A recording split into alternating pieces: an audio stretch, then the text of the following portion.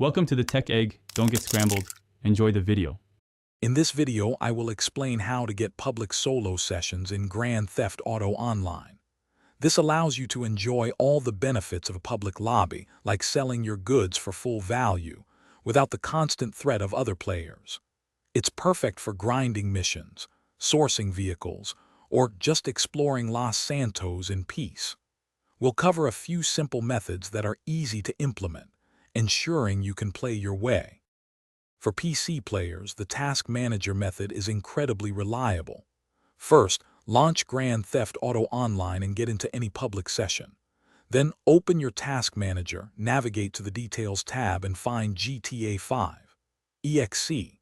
Right-click on it, select Suspend Process, wait for approximately 10 seconds and then resume process. When you return to the game, all other players should have left, leaving you in a public session all by yourself. Console players can achieve a solo public session by manipulating their internet connection settings. On PlayStation or Xbox, go to your network settings and manually adjust your MTU maximum transmission unit value. A common effective value is 800. After applying this, return to Grand Theft Auto Online. The game will likely put you in a solo public session. Remember to change your MTU back to its default, usually 1500, once you're in your private lobby. Having a solo public session offers numerous advantages.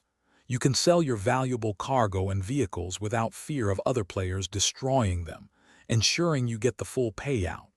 It's also perfect for grinding out those difficult missions or preparing for heists. You can even invite your friends to join your solo session, turning it into a private co-op experience. Just remember that game updates might occasionally affect these methods, so stay informed. Thanks for watching. Consider subscribing if I helped unscramble your problems.